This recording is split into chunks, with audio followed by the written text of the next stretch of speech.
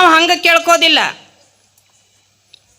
ಒಂದು ವೇಳೆ ಅಣ್ಣನ ಬಳಗದವರಿಗೆ ಭಗವಂತ ಏನಾದರೂ ನಿಮಗೆ ಪ್ರತ್ಯಕ್ಷ ಆಗಿದ್ರೆ, ಯೋಗ ಗುರುಗಳೇ ನಿಮಗೇನಾದರೂ ಪ್ರತ್ಯಕ್ಷ ಆಗಿದ್ರೆ ನೀವೇನು ಕೇಳ್ಕೊತೀರಿ ಭಗವಂತನಲ್ಲಿ? ಏನು ಕೇಳ್ಕೊತೀರಿ? ನೀವು ಕೇಳ್ಕೊಳ್ಳೋದು ಹೇಳ ನಾನು. ದೇವರು ವರವನ್ನು ಕೊಟ್ಟರೆ ನಾ ನಿನ್ನೆ ಕೋರುವೆ ಚೆಲುವೆ ಅಂತೀರಿಲ್ಲ, ಇದನ್ನೇ ಕೇಳ್ಕೊತೀರಿ ವಿನಃ ಇಲ್ಲಲ್ಲ. ಯಾಕ ಸಾಕಾಗಿಬಿಟ್ಟತಿ ಈಗ. ನಿಮ್ಮ ಮನೆಯವ್ರು ಬಂದಾರೇನ್ರಿ? ಅಂಜಿರೇನು ಮತ್ತೆ? ಯಾಕಂದ್ರೆ ಹೋಮ್ ಮಿನಿಸ್ಟರ್ ಅಲ್ಲಿ ಇದ್ರಂದ್ರೆ ಇಲ್ಲಿ ನಡಗ್ತಿರ್ತಾರೆ ಇವರು. ಒಂದು ಊರಾಗ ಹಿಂಗೆ ನಾ ಪ್ರಶ್ನೆ ಮಾಡಿದ್ದೆ ಇದೇ ಮಾತನ್ನು. ನಮ್ಮ ಯೋಗ ಗುರುಗಳಂತವ್ರು ಹೀಗೆ ಒಂದು ಇಟ್ಟ ಕೈ ಎತ್ತಿದ್ರು ಅವರು, ಭಾಳ ಇಲ್ಲ ಇಷ್ಟ. ಯಪ್ಪ ನೀವರ ಒಂದಿಟ್ಟು ಕೈ ಎತ್ತಿ ನಮ್ಮ ಮರ್ಯಾದೆ ಉಳಿಸಿರಲ್ಲ ಅಂತ ನಾನು ಅಂದೆ. ಅವ್ರೇನು ಅನ್ಬೇಕು, ಇಲ್ರಿ ನಮ್ಮ ಹೆಣ್ಮಕ್ಳು ಬಂದಾರಿಲ್ಲಿ, ಅವ್ರ ಕಡೆ ನೋಡಿದೆ ಎತ್ತತ್ತು ಸೊನ್ನೆ ಮಾಡಿದ್ರು ಅದಕ್ಕೆ ಎತ್ತಿನಂದ್ರಂತವ್ರು. ಎಷ್ಟು ಮಜಾವದ. ಭಗವಂತನ ಕರುಣೆ ಆಯಿತು ಅಂದರೆ ಏನೆಲ್ಲ ಆಗಲಿಕ್ಕೆ ಸಾಧ್ಯದ ಅನ್ನೋದನ್ನು ಬಹಳ ಸುಂದರವಾಗಿ ಶ್ರೀಮ ನಿಜಗುಂಡ್ರು ಹೇಳಿದ ಹಾಗೆ ಭಗವಂತನಲ್ಲಿ ಕೇಳಬೇಕು. ನಶ್ವರವಾಗಿರತಕ್ಕಂಥ ಹೊಣ್ಣು ಹೆಣ್ಣು ಮಣ್ಣುಗಳನ್ನು ಕೇಳುವುದರ ಬದಲಾಗಿಗೆ ಎಲ್ಲ ಅದು ನಶ್ವರ ಅದ, ಒಂದು ದಿನ ಬಿಟ್ಟು ಹೋಗ್ತದ. ಯಾವುದು ಶಾಶ್ವತ ಅದ, ಎಷ್ಟೇ ಜನ್ಮ ಬರಲಿ ಆ ಜನ್ಮದಲ್ಲಿ ಒಳ್ಳೆಯ ಸದ್ಗುಣ ಇತ್ತು ಅಂದ್ರೆ ಆ ಮನುಷ್ಯ ಎಲ್ಲಿದ್ರೂ ಪಾರಾಗ್ತಾನೆ ಅಂತ. ನಾರಿಗೆ ಗುಣಗಳೇ ಭೂಷಣ, ಮಣಿಹೇಮಾದಿಗಳು ಭೂಷಣ ಅಲ್ಲ. ನಿಮ್ಮ ವಿಷಯಕ್ಕೆ ಬರ್ತೀನಿ ಈಗ.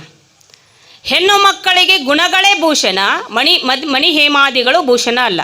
ಮಣಿಹೇಮಾದಿಗಳು ಅಂದರೆ ಹೇಮ ಅಂದರೆ ಬಂಗಾರ, ಬಂಗಾರ ಭೂಷಣ ಅಲ್ಲ. ಹೆಣ್ಮಕ್ಳಿಗೆ ಬಂಗಾರದಂಥ ಗುಣ ಭೂಷಣ. ಆ ಬಂಗಾರದಂಥ ಗುಣ ಇರಲಿಲ್ಲ, ಮೈತುಂಬ ಬಂಗಾರ ಹಾಕ್ಕೊಂಡ್ರಿ, ಯಾರಿಗಾರ ಒಂದು ನಿಷ್ಠುರವಾಗಿರ್ತಕ್ಕಂಥ ಅವಾಚ್ಯ ಶಬ್ದಗಳನ್ನು ಮಾತಾಡಿದ್ರಿ ಅಂದ್ರೆ ನೀವು ಎಷ್ಟು ಬಂಗಾರ ಅಲ್ಲ, ಬಂಗಾರದಂಥ ನೀವು ಮೂರ್ತಿ ಮಾಡಿಸಿಟ್ರೂ ಕೂಡ ವ್ಯರ್ಥದ. ಬಂಗಾರದಂಥ ಗುಣ ಇರಬೇಕು. ಒಬ್ಬಾಕಿ ಯಾವಾಕಿ ಶಾಂತವಂತಿದ್ಲು ಊರಾಗ, ಇಲ್ಲಿ ಯಾರು ಶಾಂತವಿದ್ರೆ ತಪ್ಪು ತಿಳ್ಕೊಬೇಡ್ರಿ, ಆ ಕಡೆ ಶಾಂತವಿದ್ಲು ಆಕಿ.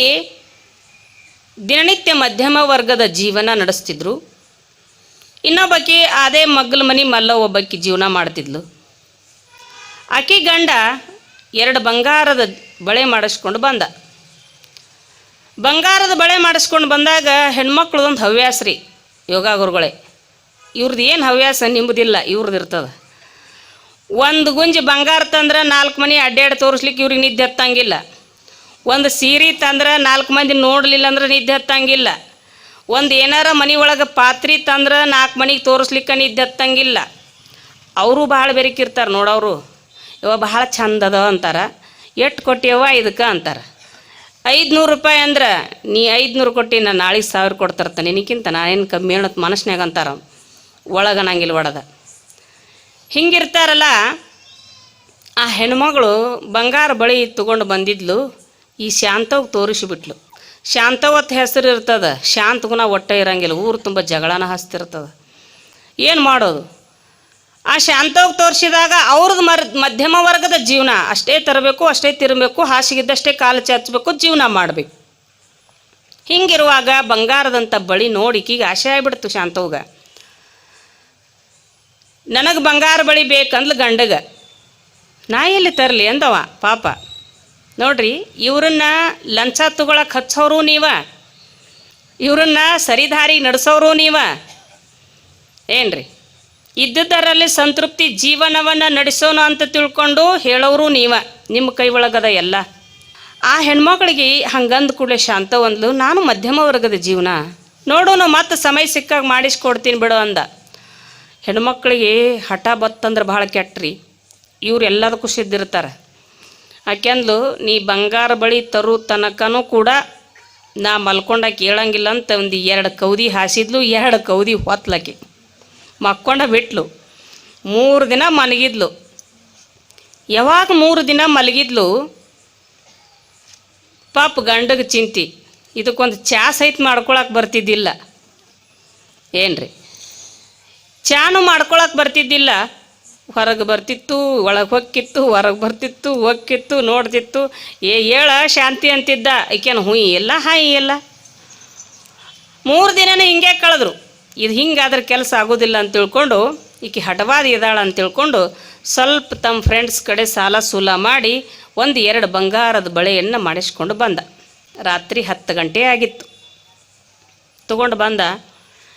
ಅಲ್ಲಿ ತನಕನೂ ಇವನು ನೋಡ್ಬೇಕಂತ ತಿಳ್ಕೊಂಡು ಏನಾದರೂ ಅಡುಗೆ ಮಾಡಿ ಹೇಳ ಶಾಂತಿ ಅಂದ. ಈಕೇನು ಹಾಂ ಇಲ್ಲ ಹ್ಞೂ ಇಲ್ಲ.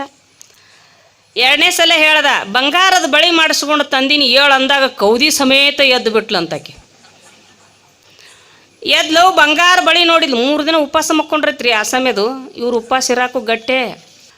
3 ದಿನ ಉಪವಾಸ ಇದ್ಲು. ಬಂಗಾರ ಬಳಿ ತೊಗೊಂಡ್ಲು, ಕೈ ಒಳಗೆ ಹಾಕ್ಕೊಂಡ್ಲು. ಭಾಳ ಚಂದ ಮಿಂಚಾಕತ್ತಿದ್ದು ಬಂಗಾರ ಬಳಿ.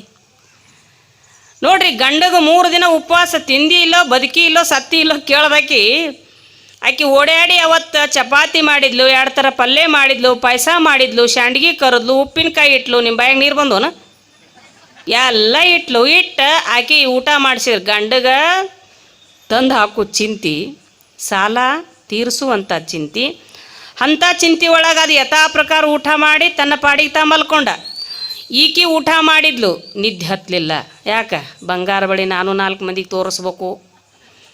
ಯಾವಾಗ ಬೆಳಕಾಕೈತಿ ಏನ್ರಿ, ಯಾವಾಗ ಬೆಳಕಾಕೈತಿ, ಯಾವಾಗ ನಾನು 4 ಮಂದಿಗೆ ತೋರಿಸ್ಲಿ ಅಂತ ತಿಳ್ಕೊಂಡು ಮಲ್ಕೊಂಡ್ಲು.